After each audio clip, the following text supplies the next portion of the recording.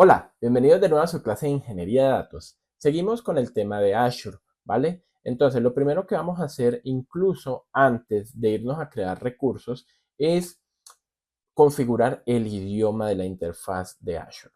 ¿Y por qué es esto? Porque a veces cuando creamos nuestras cuentas en países hispanohablantes, lo que sucede es que las cuentas nos vienen en español. Entonces, ¿qué pasa?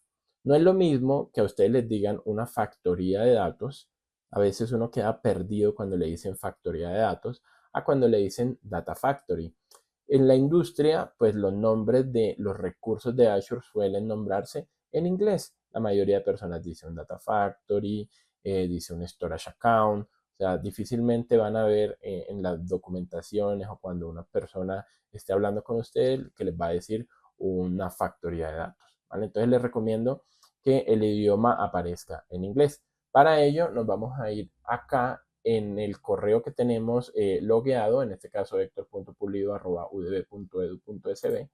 Le vamos a dar allí y le vamos a dar aquí donde dice Switch Directory, ¿vale? Entonces cuando le demos ahí en Switch Directory, pues nos va a aparecer acá lenguaje y región. Entonces le podemos dar clic aquí en lenguaje y región y aquí vamos a elegir inglés y vamos a elegir inglés de Estados Unidos.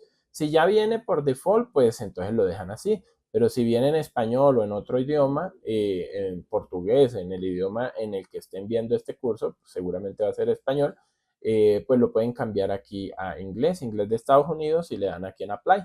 Cuando le den así, pues ya va a aparecer toda la interfaz en el idioma predeterminado, que como les digo, les aconsejo que sea inglés, ¿vale? Listo. Entonces, hecho eso, vamos a ir a crear un recurso en este momento. Ese recurso que vamos a crear es un storage account. Los storage accounts son cuentas de almacenamiento, es decir, que en estos storage accounts podemos almacenar datos, ¿sí? Estos storage accounts tienen una propiedad que nos permite convertir este storage account en un lago de datos propiamente. Recuerden que un lago de datos, lo que se diferencia de un data warehouse, es que en el data warehouse vamos a tener datos estructurados, datos en tablas estructuradas, y en un lago de datos podemos tener datos de cualquier índole. Podemos tener data estructurada, semiestructurada y no estructurada. Incluso podemos llegar a guardar ahí en ese lago de datos videos, audio, imágenes, que serían datos no estructurados, o podremos guardar archivos JSON, que son datos semiestructurados, o ya propiamente los comúnmente denominados data estructurada, como en un data warehouse. Entonces, vamos a ir a crear un recurso. A ustedes les va a aparecer acá en el lado izquierdo arriba la opción de crear un recurso.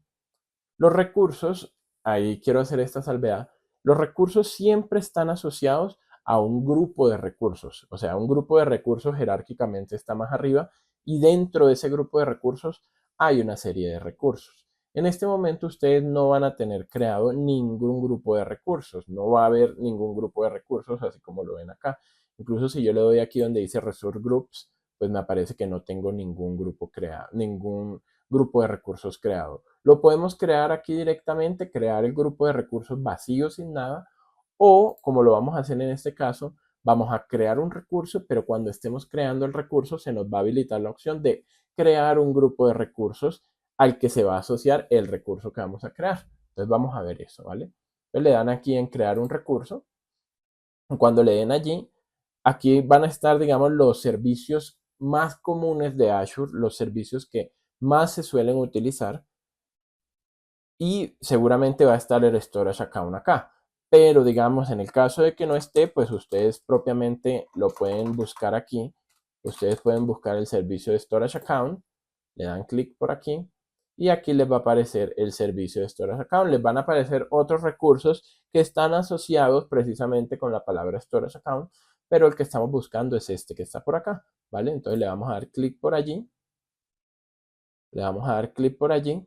Aquí él va a asociar esto a una suscripción, va a ser la única que vamos a tener, que es la suscripción de Azure for Students. Y van a colocar, y esto se va a colocar aquí por default en el Storage Account, le van a dar crear. Cuando le den crear, nos van a aparecer estas opciones que ven allí. Entonces fíjense que La suscripción siempre va a ser Azure for Students, o sea, ustedes no van a tener otra suscripción, no va a haber la posibilidad de tener otra suscripción. Y por acá en Resource Group, fíjense que si le tratamos de dar ahí, pues nos dice que no hay ningún grupo de recursos. Entonces acá simplemente le podemos dar crear nuevo y aquí aquí nos va a pedir un nombre. Entonces ustedes le van a dar el nombre del grupo de recursos al cual ustedes quieren que se asocien todos los recursos que creen de aquí en adelante. ¿Vale? Entonces yo le voy a colocar este nombre, UDB Ingeniería de Datos. Así le voy a colocar a mi grupo de recursos, ¿cierto? Para que pueda yo asociar todos los recursos que yo quiera a ese grupo de recursos, ¿vale? Entonces ahí le doy OK. Y él sencillamente va a colocar aquí el grupo de recursos, pero por debajo él crea un grupo de recursos en donde podemos asociar todos los recursos, de hecho, que vamos a crear en esta clase, los vamos a asociar al mismo grupo de recursos. Ya en el siguiente recurso que vamos a crear, pues ya nos va a aparecer este UDB Ingeniería de Datos como una opción, porque ya está creado, ¿vale? Listo. Por acá vamos a crear el nombre del storage account. Los nombres de los storage account y de los recursos en general son únicos en el mundo. Es decir, tienen que llamarse de una forma única, no los podemos repetir, ¿vale? Digamos que en las buenas prácticas dicen que nosotros a los recursos deberíamos llamarlos de tal forma que identifiquemos, incluso sin ver qué tipo de recurso es, qué recurso es, ¿sí? Es decir, sin ir y fijarnos específicamente si este es un storage account, con el propio nombre deberíamos poder saber que es un storage account. Entonces, de la literatura se saca que por lo general se le suelen llamar a los storage account al inicio SA, ¿cierto? Refiriéndonos a storage account. Obviamente, ese es el inicio del nombre que le vamos a dar a nuestro recurso, ¿vale? Entonces le podemos colocar, en este caso yo le voy a colocar storage account SA, ¿sí? Entonces le voy a colocar UDB por la universidad, clase cloud, y ahí, por ejemplo, si este nombre ya existiera, él me va a marcar ahí que ese nombre ya existe. Me va a marcar un error, ¿cierto? Entonces, en este caso, yo le estoy colocando SA de Storage Account, UDB, clase Cloud, y lo puedo incluso alargar, le puedo colocar un numerito por ahí. Hay caracteres que no se pueden, de repente, miren que si les coloco ese raya al piso, ahí ya me coloca que no se pueden tener caracteres como la raya al piso, ¿vale? Entonces miren que ahí parece que ese nombre está disponible, SA UDB clase Cloud lo puedo utilizar, ¿vale? Las regiones. Entonces, las regiones, no todas las regiones están habilitadas para el uso en cuentas, incluso en cuentas estudiantiles. Eh, habrán regiones en las que no podemos crear los recursos, ¿vale? En ese caso, pues nos van a salir errores propiamente aquí en la interfaz de Azure que nos van a decir, usted no puede crear el recurso en esta región. Entonces, les explico un poco este tema de las regiones. Las regiones simplemente son un sitio físico. Recuerden que cuando hablamos de computación en la nube, estamos hablando en realidad de sitios físicos en alguna parte del planeta, ¿sí? No es que eso esté por ahí volando en la nube literal, no. Cuando hablamos de computación en la nube, hay un sitio, un data center físico en algún lugar del planeta en donde en realidad se está creando el recurso que nosotros estamos creando. Entonces, Azure nos proporciona distintas regiones en donde podemos crear nuestros recursos. Por ejemplo, el este de Estados Unidos. Nosotros por lo general vamos a tratar de buscar las zonas que por un lado estén disponibles, pero por otro lado estén más cercanas a nuestra ubicación geográfica real, ¿sí? Entonces no tiene mucho sentido que vayamos a crear recursos en el este de Europa, porque pues estamos bastante lejos de allá. Entonces, por lo general se suelen utilizar el este o el oeste de Estados Unidos. Hay varias regiones en este o en el oeste de Estados Unidos. Vamos a dejar en este caso, para este storage account, el este de Estados Unidos, ¿vale? Listo por ahí. Acá van a colocarle Azure Blob Storage o Azure Data Lake Storage Gen 2. Van a colocar esa opción por acá. Aquí en Performance le van a dejar estándar, ¿sí? Y fíjense que acá viene un tema de la redundancia. Entonces nosotros podemos hacer que nuestros datos que vayamos a depositar en ese storage account tengan o bien sea redundancia local, es decir, que estén almacenados en la misma locación propiamente, ¿sí? Podemos tener georredundancia o sea, mejor dicho, todo esto va enfocado a que Azure nos proporciona, o bien nosotros podemos dejar nuestros datos en una región de un país, o lo podemos hacer que nuestros datos tengan una copia o un respaldo, no solamente local, digamos, en una misma ciudad, sino que incluso se puede colocar en varias locaciones del mismo país o en varias locaciones del continente o incluso en distintos continentes. Esto, digamos que obviamente para organizaciones muy robustas, que priorizan y sus datos son su activo principal,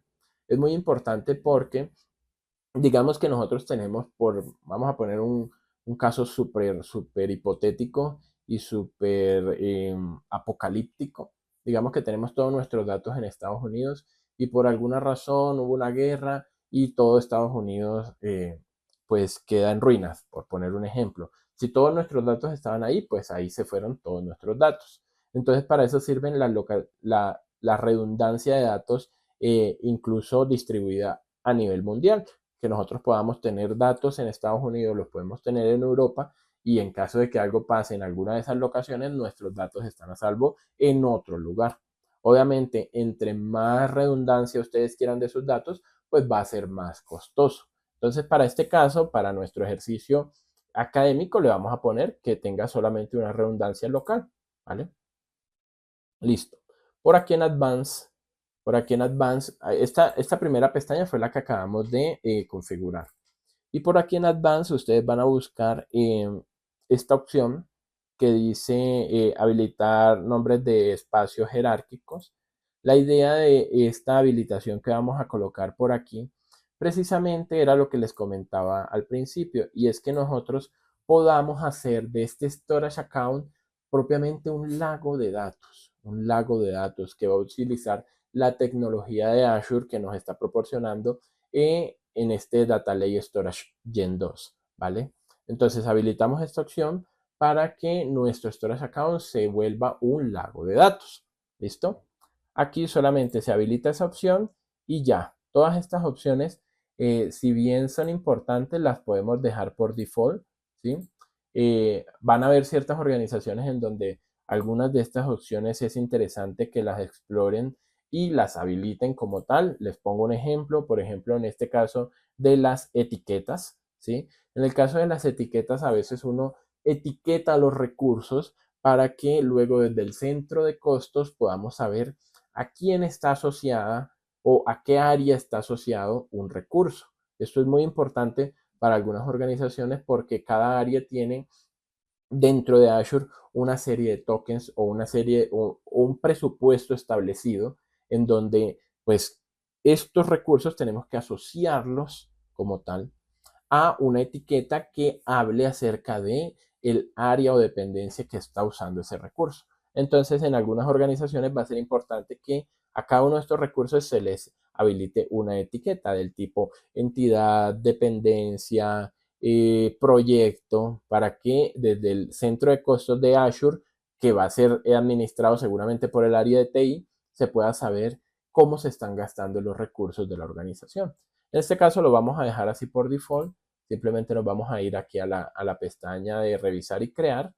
Ahí él hace sus validaciones, sus chequeos. Dentro de estos chequeos va a precisamente revisar pues que la región en donde estamos creando el recurso esté habilitada, que no hayan problemas de nombres repetidos, aunque eso también se hace propiamente allá en la primera pestaña. Acá se hace como un doble check, ¿vale? Entonces quedamos acá, aquí nos va a dar como un resumen de lo que creamos, o sea, de este recurso, y le vamos a dar aquí en Create y se va a empezar a crear nuestro recurso propiamente hablando. Ahí tenemos que esperar unos segundos, vamos a esperar unos segundos que el recurso se cree. Va a depender un poco de muchos temas, ¿sí? Entre ellos la conexión que tengamos, seguramente la saturación o no de cómo esté actualmente la red en Azure. Bueno, varias cosas que no podemos controlar en este momento. Simplemente vamos a darle crear recurso y vamos a esperar que el recurso se nos cree. Ahí él está creando el recurso. Y recuerden que por detrás incluso está creando el grupo de recursos a donde va a ir asociado ese recurso. Fíjense que ahí ya quedó creado y aquí nos aparece la opción de ir al recurso. Entonces le vamos a dar a ir al recurso y miren que ya estoy dentro de el recurso. Entonces voy a salirme un momento solamente para mostrarles el tema del grupo de recursos. Miren que yo voy afuera, si yo ya voy aquí a grupo de recursos, miren que ya hay un grupo de recursos que se llama UDB Ingeniería de Datos. Y dentro de ese grupo de recursos está el Storage Account UDB, Storage Account UDB Clase Cloud. Mírenlo acá. Entonces aquí van a aparecer todos los recursos que vayamos a crear dentro de ese grupo de recursos. ¿Listo? Entonces ya yo entro otra vez, voy a volver a entrar al recurso como tal y así me aparece este recurso. Este recurso tiene una serie de configuraciones que le hicimos desde su creación. Vamos a venir acá en el grupo de recursos, vamos a venir acá en Data Storage y vamos a venir aquí en Containers. ¿Vale? Aquí vamos a dar clic en Containers y acá nos permite agregar un contenedor. El contenedor no va a ser, no es más, el contenedor no es más que un sitio en donde vamos a poder almacenar tanto carpetas como documentos, como archivos, es decir, dentro del contenedor, pues como su nombre lo indica, vamos a contener los archivos que vamos a ocupar en nuestro proyecto.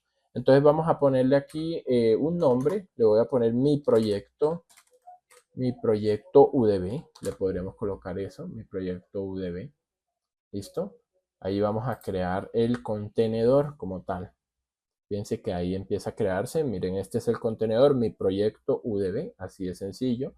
Y dentro del container, mi proyecto UDB, se pueden crear tanto directorios como archivos, ¿vale? Entonces, la buena práctica nos dice que dentro de un data lake vamos a dividir las zonas en 3 zonas específicas, que le solemos llamar, en muchas empresas se les suele llamar de distintas formas, ¿vale? Por ejemplo, tenemos la zona cruda, la zona de configuración y la zona confiable, ¿sí? Se le suele llamar así, o se le suele llamar bronce, silver, gold. Hay múltiples formas de llamar a estas zonas, pero lo que quiero que comprendamos y lo que quiero que interioricemos es que en estas zonas lo que se suelen hacer es distintas cosas, ¿sí? Entonces, cuando tenemos, incluso les podrían llamar zona 1, zona 2 y zona 3. Es un poco más a criterio de la compañía en la que estemos trabajando, pero lo importante es que sepan que se suelen dividir en zonas. ¿Y por qué se suelen dividir en zonas? Porque en cada una de estas zonas se hace algo en particular, ¿vale? Entonces vamos a crear aquí uno de estos directorios. Ya les explico un poco más este tema de las zonas. Entonces vamos a agregar un directorio y aquí le vamos a poner el nombre que queremos darle a esa zona. Entonces vamos a darle, por ejemplo, zona RAW, ¿vale? Entonces ahí creé una zona. Aquí vamos a crear otra zona. Listo. Y incluso vamos a crear la tercera zona.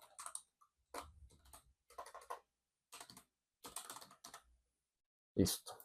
Ahí quedaron las 3 zonas. En este caso esta es la bronce, esta será la silver y esta será la gold, ¿vale?